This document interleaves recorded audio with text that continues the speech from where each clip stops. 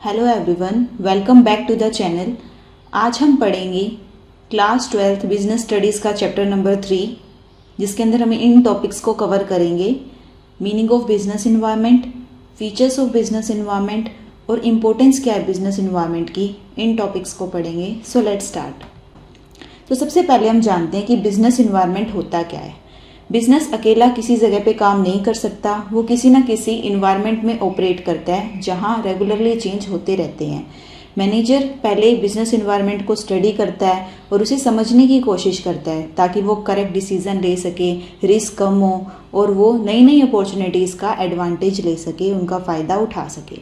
सो business environment का मतलब क्या होता है? Sum total of those factors which influence the business and over which business has no control.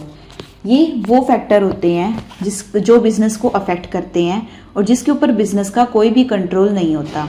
ये बिज़नेस के लिए अलग अलग अपॉर्चुनिटीज़ भी क्रिएट करता है और उनके लिए अलग अलग थ्रेट्स, खतरा भी लेकर आता है, अलग अलग उसके लिए अवसर भी लेके आता है। इस इन्वायरमेंट को स्टडी करके मैनेजर अपॉर्चुनिटीज़ और थ्रेट को पता लगा सकता है ताकि वो बेटर डिसीजन ले सके। ये सारे जो अपॉर्चुनिटीज़ और थ्रेट्स होते हैं बिज़नेस के डिसीजन को अफेक्ट करते हैं, उसकी ग्रोथ को भी अफेक्ट करते हैं, प्रॉफिट को भी अफेक्ट करते हैं और डे टू डे एक्टिविटीज़ को भी अफेक्ट करते हैं। बिजनेस इन्वायरमेंट में सारे के सारे फैक्टर आ जाते हैं, economic, social, political, technological, legal, competitive factors. ये सब फैक्टर्स आ जाते हैं बिजनेस इन्वायरमेंट में। बिजनेस इन्वायरमेंट के ये जो फैक्टर्स हैं ये अपॉर्चुनिटीज़ भी लेके आते हैं और थ्रेट्स भी लेके आते हैं। जैसे कि अगर कोई टेक्नोलॉजी में चेंज होता है तो उससे बिजनेस ग्रो होगा, कंपटीशन भी बढ़ेगा, पर एक टाइम के लिए जो बिजनेस की सेल है वो कम हो जाएगी। तो ये होता है हमारा बिजनेस इन्वायरमेंट। तो अब देखते हैं कि बिजनेस इन्वायरमेंट के क्या क्या फीचर्स होते हैं, क्या क्या इसकी विशेषताएं होती है, क्या इसका नेचर है। फर्स्ट है totality of external forces. Business environment के अंदर वो फैक्टर आते हैं जो बिजनेस के कंट्रोल के बाहर है पर वो बिजनेस को अफेक्ट करते हैं। बिजनेस के फोर्सेस जो आउटसाइड ऑपरेट कर रही है वो सब किस में आती है? बिजनेस इन्वायरमेंट में आती है। ये फैक्टर बिजनेस के कंट्रोल के अंडर नहीं होते। एक्सटर्नल फैक्टर्स टुगेदर सभी मिलकर बिजनेस को अफेक्ट करते हैं, इसलिए इसे बोला जाता है totality of external forces. Next है specific and general forces. Forces जो है उन्हें दो टाइप्स में डिवाइड किया गया है, स्पेसिफिक फोर्सेस और जनरल फोर्सेस।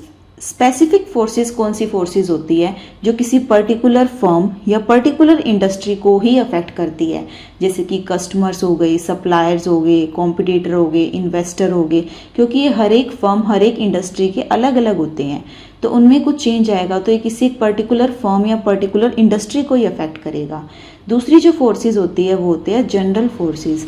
ये सभी फर्म को अफेक्ट करती है, जो इंडस्ट्री के अंदर काम करते हैं सभी को इक्वली अफेक्ट करती है। जैसे कि सोशल, पॉलिटिकल, लीगल, कोई भी फैक्टर्स है, कोई भी चेंजेस आते हैं तो वो सभी फर्म को अफेक्ट करते हैं एक इंडस्ट्री के। नेक्स्ट हमारा जो फीचर है वो है इंटर रिलेटेडनेस। सभी के सभी जो बिजनेस इन्वायरमेंट के फैक्टर हैं वो एक दूसरे से रिलेटेड है।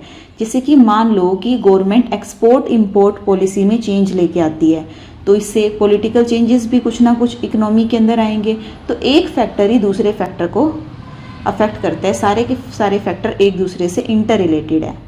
नेक्स्ट है complexity. Business environment consist of many factor and are connected with each other.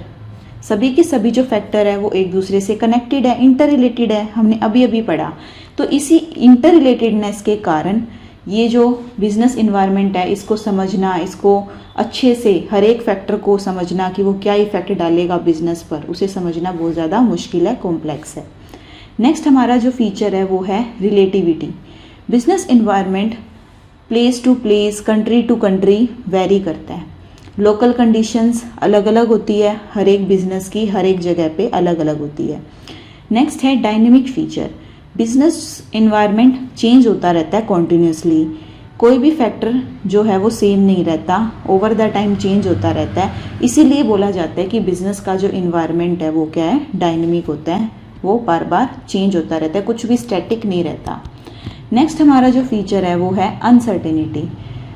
Future changes business environment में जो भी आते हैं उन्हें हम अनुमान नहीं लगा सकते, उनका प्रिडिक्शन नहीं कर सकते, फुल सर्टेनिटी के साथ नहीं बता सकते कि क्या चेंज आगे वाले टाइम में आने वाला है। कंडीशंस चेंज होती रहती है बहुत ज़्यादा जल्दी जल्दी, तो इससे हम एग्जैक्ट प्रिडिक्ट नहीं कर पाते सर्टिनिटी के साथ। जैसे कि टेक्नोलॉजी और फैशन लगातार चेंज होते रहते हैं, तो बिजनेसेस प्रिडिक्ट नहीं कर पाते कि फ्यूचर में क्या चेंज आने वाला है, एग्जैक्ट नहीं पता लगा पाते। नेक्स्ट हमारा जो टॉपिक है वो है importance of business environment. Business environment का क्या महत्व है, उसे पढ़ना क्यों ज़रूरी है, उसे समझना क्यों ज़रूरी है बिजनेस को रन करने के लिए, इसके बारे में जानते हैं। पहला है फर्स्ट मूवर एडवांटेज। अगर हम बिजनेस एनवायरनमेंट को करेक्टली प्रिडिक्ट कर लेते हैं तो इससे हम और जो बिजनेसेस हैं ना उनसे एक स्टेप फॉरवर्ड निकल जाएंगे। बिजनेस एनवायरनमेंट को स्टडी करके हम नई नई अपॉर्चुनिटीज़ को पता लगा सकते हैं। अगर हमारी बिजनेस के ऊपर कोई थ्रेट आने वाला है चेंजेस के कारण, तो उसका भी पता लगा सकते हैं। तो कंपनीज इन चेंजेस को रिकॉग्नाइज करके और सभी बिजनेसेस से पहले एडवांटेज ले सकती है और सक्सेसफुल बन सकती है। नेक्स्ट हमारी जो इम्पोर्टेंस है वो है assisting in planning and policy formulation. अगर हम बिजनेस एनवायरनमेंट की स्टडी कर लेते हैं, अगर हमें उसको प्रिडिक्ट करने की अच्छी नॉलेज है, तो हम बेटर प्लान्स बना पाएंगे, बिजनेस की अलग अलग बेटर पॉलिसीज़ बना पाएंगे, जिससे हमारा बिजनेस ग्रो कर पाएगा। बिजनेस एनवायरनमेंट को स्टडी करके बिजनेसेस करेक्ट डिसीजन ले पाएंगे और कॉम्पिटिटर से जल्दी मूव करके कॉम्पिटिशन को भी फेस कर पाएंगे कॉम्पिटिटर के साथ। नेक्स्ट है टैपिंग यूजफुल रिसोर्सेज। बिजनेसेस को के अंदर जो रिसोर्सेज यूज़ होते हैं जैसे कि money, raw material, man power, machine, method, ये सभी जो यूज़फुल रिसोर्सेज है फर्म इसके बारे में भी पता लगा लेगा कि कौन से रिसोर्सेज की हमें ज़रूरत होती है, कौन से इजीली अवेलेबल हो जाते हैं और कौन से हमें प्रॉपरली यूज़ करने किस तरह चाहिए, ये सब हम पता लगा लेते हैं। फिर है coping with rapid changes. Business world के अंदर चेंजेस बहुत जल्दी जल्दी आते हैं, कंपटीशन बहुत ज़्यादा है, टेक्नोलॉजी लगातार चेंज हो रही है, फैशन बदलता जा रहा है, कस्टमर की प्रेफरेंसेस भी टाइम टू टाइम बदलती जा रही है। तो रैपिड चेंज के साथ साथ ही हमें चलना पड़ता है हर एक बिजनेस को, अगर वो सर्वाइव करना चाहता है तो। बिजनेस एनवायरनमेंट को स्टडी कर कर बिजनेसेस खुद को एडजस्ट कर लेते हैं ताकि वो लंबे समय तक चल सकें। नेक्स्ट है वार्निंग सिग्नल। अगर बिजनेस एनवायरनमेंट की स्टडी हम करते हैं और अगर हम थ्रेट्स को टाइमली आइडेंटिफाई नहीं कर पाते हैं तो वो हमारे बिजनेस के लिए खतरा बन सकता है, वार्निंग सिग्नल वो हमारे लिए बन जाता है।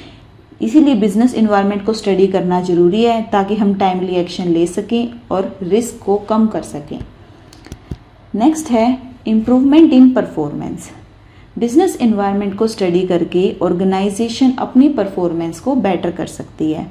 कंपनी रेगुलरली स्टडी करती है इन्वायरमेंट में क्या क्या चेंज आ रहे हैं ताकि वो लंबे समय तक सरवाइव कर सके और अपनी कंपनी उनकी जो बिज़नेस है वो बेटर परफॉर्म कर सके बाकी सब बिजनेसेस से। बिजनेसेस अगर इन चेंजेस को इग्नोर करती है तो मार्केट के अंदर फेल हो जाएगी। तो बिजनेस एनवायरनमेंट की स्टडी करके ऑर्गेनाइजेशन अपनी प्रेजेंट के साथ साथ फ्यूचर परफॉर्मेंस को भी बेटर कर पाती है। सो आज के लिए इतना ही। Thanks for watching. मिलते हैं नेक्स्ट वीडियो में।